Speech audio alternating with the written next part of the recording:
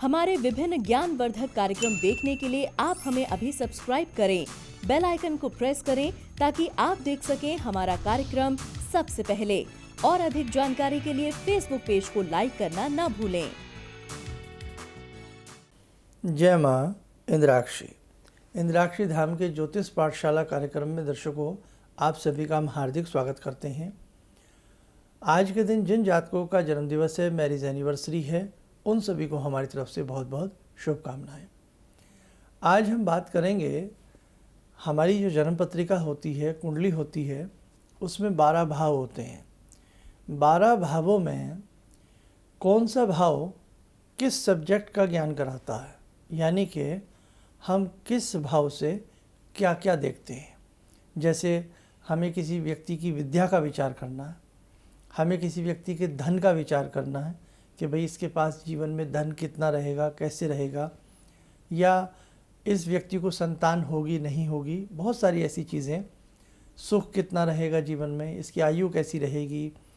तो ये सारी बातें, मतलब हर सवाल जो भी आपसे कोई आपका आकर के पूछेगा, क्योंकि ये कार्यक्रम संडे का जो आता है, आपको मालूम है कि इसमें हम आपकी ज्योतिष कक्षा लेते हैं, तो इसमें जो भी आप जब अच्छे से सीख जाओगे तो उसमें आपसे कोई भी प्रश्न पूछा जाएगा तो उस प्रश्न का क्या सॉल्यूशन है, यानी कि उस प्रश्न का जवाब हम कैसे दें, उस व्यक्ति की जो वो पूछ रहा है उसकी स्थिति का गणित कहाँ से लगाएं, किस भाव से लगाएं। तो वो जन्म पत्रिका के सारी बातें 12 भावों में छिपी होती हैं, और उसका जब हम कोई उपाय निकालते हैं तो वो वहीं से गणित लगता है कि इसे हमें क्या देना चाहिए, इसका ये ग्रह कमज़ोर है तो हमें इसका ये उपाय कराना चाहिए। ऐसे आपको धीरे धीरे समझ में आएगा। तो आइए आज हम भाव परिचय की आपसे बात करेंगे। फिलहाल आज का पंचांग पहले हम पढ़ देते हैं। 30 मई सन 2021 दिन रविवार, ज्येष्ठ मास, कृष्ण पक्ष, संवत 2078। तिथि आज पंचमी है, नक्षत्र उत्तराषाढ़ा है, राहु काल 4:30 से 6, दिशा सूल पश्चिम दिशा। अब देखिएगा जन्म पत्रिका में कितने भाव होते हैं। 12 भाव होते हैं। भाव इन द सेंस खाने। कितने जन्म पत्रिका जो आप बनाते हैं, जो आपकी लगन, जो आप कुंडली का जो आप चित्र बनाते हैं, उसमें 12 खाने होते हैं। इन्हें हम पार्ट कह लें, इन्हें हम भाव कह लें, कुछ भी कह लें, तो ये एक ही बात होती है। अब जन्म पत्रिका के प्रथम भाव से क्या देखा जाता है ये बताएंगे। आइए, इससे पहले आप ये कुंडली देखिए। ये आपके सामने कुंडली है। इस कुंडली में कितने भाव हैं? देखो, सब में 12 भाव होते हैं। जहाँ लिखा है 1, ये प्रथम भाव कहलाता है, ये मैंने पहले चैप्टर में पढ़ाया है। जहाँ लिखा है 2, ये द्वितीय भाव, यानी कि दूसरा घर, सेकंड हाउस। 3 थर्ड हाउस, तीसरा घर। 4 फोर्थ हाउस, ठीक है, चौथा भाव या चौथा घर, चौथा खाना। ऐसे ही ये 12 तक लिखे हैं। तो आज हम जो आपको बताएंगे वो 6 भाव की बात पहले करेंगे, और जो बाकी के 6 भाव बच जाएंगे वो अगले संडे की क्लास पर चला जाएगा। इन 6 भावों में जो मैं बता रहा हूँ उन्हें आप लिखने का प्रयास करें। आइए अब हम लिखें कि प्रथम भाव से हम क्या क्या विचार करते हैं। प्रथम भाव, ये 1 नंबर का खाना है। 1 नंबर का जो खाना होता है उसे हम प्रथम भाव भी कहते हैं। और यहाँ से हम क्या क्या विचार करते हैं? किसी व्यक्ति की देह, यानी कि उसके तन का, उसका शरीर कैसा रहेगा, देह का विचार करते हैं।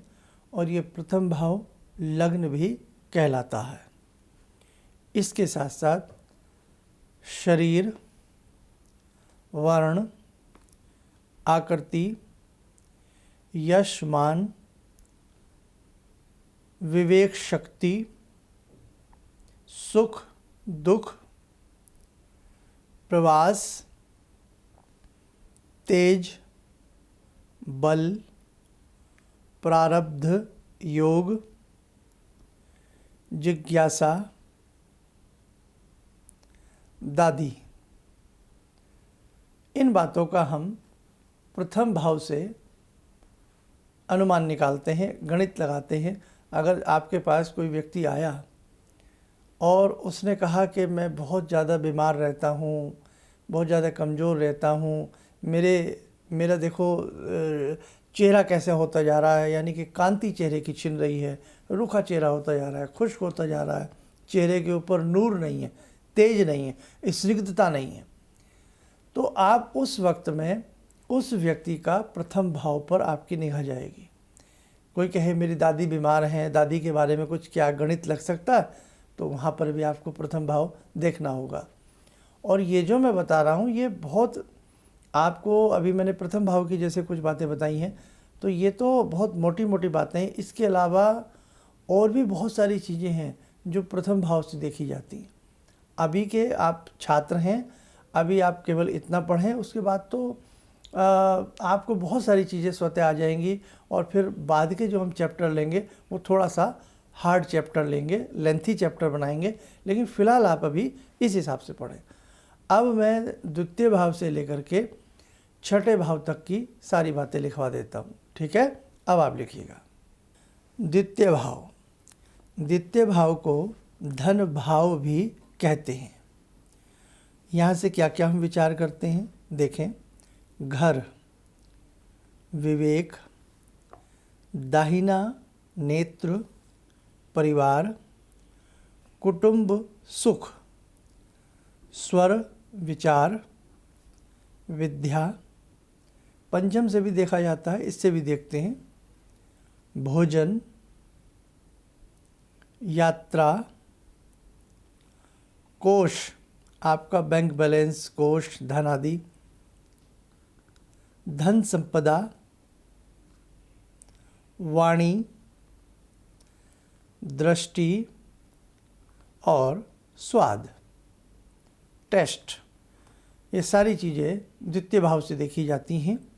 अब आइए तृतीय भाव। तृतीय भाव से हम किसी व्यक्ति का पराक्रम भी देखते हैं, इसे पराक्रम भाव भी कहते हैं।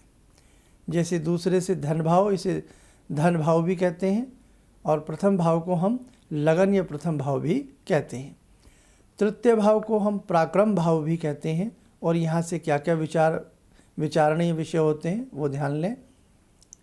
पराक्रम, हाथ, कान, महत्वाकांक्षा, नौकर, सुख, दुख, हस्ताक्षर, जो आप सिग्नेचर करते हैं, हस्ताक्षर, मित्रता, रहन सहन, यश, अपमान, माता पिता। और माता पिता चतुर्थ और दसम से भी देखे जाते हैं, इससे भी स्थिति पता लगती है, बाद में समझाऊंगा कभी। खांसी, औषध ज्ञान, औषधियों का ज्ञान, मांसपेशियों की क्षमता, कर्म और शर्म। ये हुआ तृतीय भाव। अब चतुर्थ भाव नोट करें। चतुर्थ भाव को मात्र भाव भी कहते हैं। आइए इससे विचारणीय विषय देखें क्या क्या होते हैं। विद्या विचार, देखो द्वितीय भाव में भी आई थी ये बात। विद्या विचार, मात्र सुख, माता का सुख दुख दोनों बातें, पशुपालन, कृषि कर्म एग्रीकल्चर, जमीन, जायदाद, नव निर्माण, मनोवृत्ति, मानसिक सुख दुख, ग्रह सुख, उपभोग, ये एक ही शब्द है, ग्रह सुख डैश उपभोग। ग्रह सुख का आपका उपभोग कितना रहेगा। कई बार हम भवन बना लेते हैं, हम उसमें रह ही नहीं पाते। रहन सहन, हृदय का साहस, ऐश्वर्य, कीर्ति, वाहन योग, फेफड़े,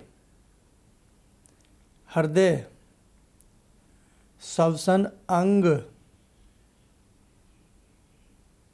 पिता के संस्कार। अब आइए पंचम भाव देखते हैं। यहाँ से विद्या और संतान का भी विचार किया जाता है। बुद्धि, विवेक, देव भक्ति, विद्या, योग, मांत्रिक विद्या, लॉटरी, जैकपॉट, राजनीति, प्रतिष्ठा, लेखन, वाक्पटुता, साहित्य, उदर, गर्भधारण। ये हुआ पंचम भाव। षष्ठ भाव, छठे भाव को हम क्या क्या कहते हैं? रोग, शत्रु, ऋण। इसीलिए इसे रिपु भाव, शत्रु भाव भी कहा जाता है। विचारणीय विषय देखें इसके। व्यसन, बहुत लोगों में बहुत बुरी बुरी आदतें भी होती हैं, तो छठे भाव से आप विचार कर सकते हैं किसी व्यक्ति की आदतों का कि ये कौन कौन से व्यसन करता है। तभी तो कहते हैं कि व्यक्ति छिप नहीं पाता। अगर कोई अच्छा एस्ट्रोलॉजर हो, वो सारी बातें पकड़ लेता है किसी व्यक्ति की।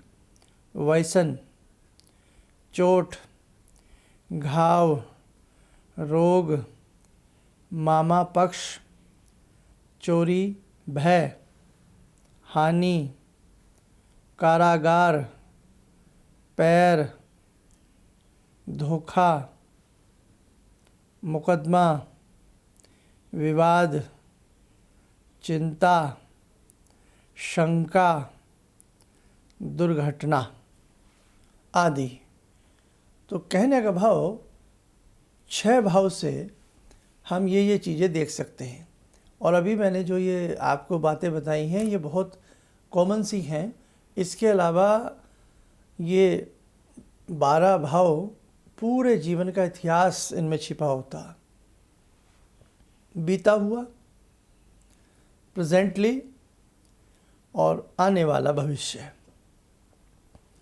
यहाँ तक ही नहीं, हमारा पूर्व जन्म, हमारा प्रारब्ध और हमारा पुनर्जन्म। पूर्व जन्म, पुनर्जन्म, इतना बड़ा ये विज्ञान है, लेकिन ये सब्जेक्ट इतना गंभीर है, इतना गहरा है कि इसमें डूबना पड़ता है। मोटी मोटी बातें तो मैंने आपको बहुत, इसमें 5-10 जो भी क्लासें अब तक दी हैं आपको, 10-12, उनमें बहुत कुछ सिखा दिया है। अब धीरे धीरे हम इसमें डूबेंगे और गहराई में चले जाएंगे ज्योतिष की। आप सीखिएगा ज़रूर। क्यों? कोई भी सब्जेक्ट हो, आप भले ज्योतिष को ना मानते हो, पर एक सब्जेक्ट के रूप में आप इसे सीखिएगा। आपके नहीं, किसी और के काम आएगी। और मैं बहुत मन से चाहता हूँ कि आप लोग सीखें, ताकि जीवन में बहुत सारी बातों का सोल्यूशन आप स्वयं निकाल सकें।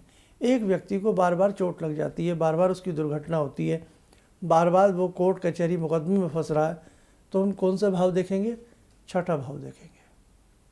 एक व्यक्ति की माता बहुत बीमार है, मम्मी बहुत बीमार है, अस्वस्थ रहती हैं, तो हम कौन सा भाव देखेंगे? चतुर्थ भाव देखेंगे। धीरे धीरे धीरे धीरे अभी आपने आज लिख लेना, और धीरे धीरे आपको कुछ बातें समझ में आने लगेंगी। अब बचे 6 भाव, और वो मैं नेक्स्ट संडे आपको लिखवा दूंगा। आइए साधकों, समय हो चला ध्यानमाला का। आज की ध्यानमाला में जुड़ते हैं भगवान श्री भैरव से, और भैरव जो हैं ये भगवान शिव का ही रूप है। बोलिए भगवान भैरव की जय। ओम करकलित कपाला कुंडली दंडपाणी स्तरुण तिमिर नीलो व्याल यज्ञोपवीते क्रतु समय सपर्याद विघ्न विच्छेद हेतुर जयति बटुकनाथा सिद्धिदा साधकानां जयति बटुकनाथा सिद्धिदा साधकानां।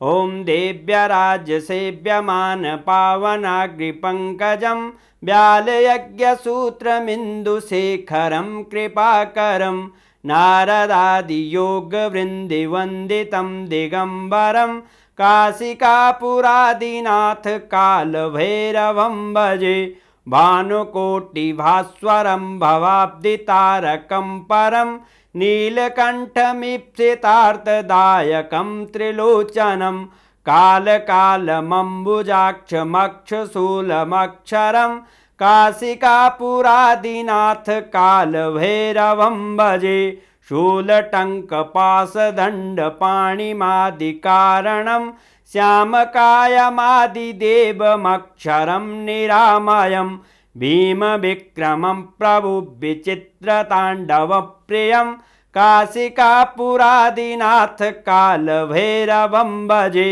भुक्तिमुक्तिदायकं प्रशस्तचारुविग्रहं भक्तवत्सलं स्तमस्तलोकलोकविग्रहं भूतसङ्गनायकं विशालकीर्तिदायकं काशीवासलोकपुण्यपापशोधकं विभुं नीतिमार्गकोविदं पुरातनं जगत्पतिं काशिकापुरादिनाथ कालभैरवं भजे काशिकापुरादिनाथ कालभैरवं भजे। कवच बना लें, ध्यान करें, भगवान भैरव जी का आशीर्वाद हम सब के ऊपर बरस रहा है।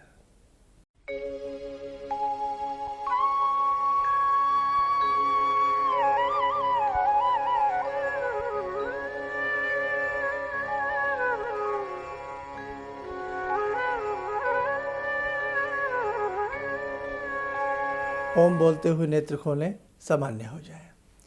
मेरे साधकों, ईश्वर आपके ऊपर कृपा करे, आप स्वस्थ रहें, दीर्घायु हों और इस ऐसे समय में एक सुरक्षा कवच आपको प्राप्त हो भगवती की कृपा से। हमने कहा कि आपको हर घर में दुर्गा कवच का पाठ सबको करना चाहिए। एक बार राम रक्षा स्तोत्र, दुर्गा कवच और इंद्राक्षी कवच या स्तोत्र आपको जरूर पढ़ना चाहिए। आप करते रहिए, ईश्वर आपको सुरक्षित रखेगा और हमारे प्रतिदिन के कार्यक्रम देखते रहिए। और एक प्रयास आप और करें सनातन धर्म के लिए, ज्योतिष विद्या के लिए और हमारे शिष्य होने के नाते भी इस चैनल से अधिक लोगों को जोड़ने का प्रयास करें। उन्हें बस यही बताएं कि यूट्यूब पे जाएं, आप टाइप करें यूट्यूब पर जाकर के प्रोफेसर धर्मेंद्र शर्मा या पंडित धर्मेंद्र शर्मा, PROF धर्मेंद्र शर्मा या PT धर्मेंद्र शर्मा। हमारा उसमें चैनल उनके सामने आएगा, उससे वो जुड़ जाए और वो भी ऐसे कार्यक्रम सुनते रहें, देखते रहें, जुड़े रहें तो बहुत अच्छा होता है। इतना तो आपका कार्य बनता ही है ना। इतना तो हम हक से कह सकते हैं कि भाई आप थोड़ा सा इस कार्यक्रम को और आगे बढ़ाइए, ताकि हम लाखों लोगों तक नहीं, हम करोड़ों लोगों तक ज्योति से संदेश दे सकें और आने वाले समय में जो हम 30 त्योहारों की बातें करते हैं वो आप सबको बता सकें। ग्रहण था, लेकिन ग्रहण भारत में दृश्यमान नहीं था, ना के बराबर था, इसलिए उसका सूतक नहीं था। बहुत लोग ग्रहण से डरे हुए थे, लेकिन जिन्होंने हमारी वीडियो देखी है उनका डर ज़रूर निकला होगा। दूसरी बात, शनि वक्री शनि को लेकर के तूफान मचा हुआ है। हमने कल परसों ही शनि वक्री का एक एपिसोड बनाया है, उसे आप भी देखिए, औरों को भी दिखाइए। सेकेंडली, अभी से बता रहा हूँ, अब 10 जून से पहले ही हल्ला उतर जाएगा कि इन राशियों के ऊपर ग्रहण का असर पड़ेगा, ये राशियाँ कंगाल होंगी, ये राशियाँ मालामाल होंगी। मैं आपको फिर समझा रहा हूँ, 10 जून का सूर्य ग्रहण भी भारत में माननीय नहीं है, समझ गए। उसका भी कोई सूतक, कोई स्पर्श भारत में नहीं होगा, इसलिए डरने की ज़रूरत नहीं है। बाकी एक स्वतंत्र वीडियो उसके लिए मैं बना दूंगा। इन्हीं शब्दों के साथ हम अपनी वाणी को विराम देते हैं। जय माँ इंद्राक्षी। गुरु जी से मैं तब से जुड़ा हूँ जब से वो एक चैनल आती थी P7, उसी से मैं जुड़ा हुआ था। और गुरुदेव से हमारी जब मुलाकात हुई तो मैं आश्चर्यचकित रह गया जब उन्होंने हमसे बताया कि आपके साथ ऐसे ऐसे हुई। तो मैं इतना आश्चर्य हो गया कि इन्हें कैसे मालूम, और इतना बढ़िया इन्होंने बताया, जिसके वजह से मैं आज तक उनसे प्रभावित हूँ। और इनका बताने का शैली वगैरह इतनी बढ़िया है जो हम अपने क्लास के टीचर से भी उतना बढ़िया नहीं समझ पाते थे। ये हमें बहुत पसंद आई। और दूसरी बात कि इनके साथ जितने भी मैं जब से जुड़ा रहा, जो भी समस्या आई, मैं बहुत ही अच्छा तरह से मेरे सॉल्व होते चले गए। और आज तक मैं उनके आशीर्वाद से मैं बहुत सुखी हूँ।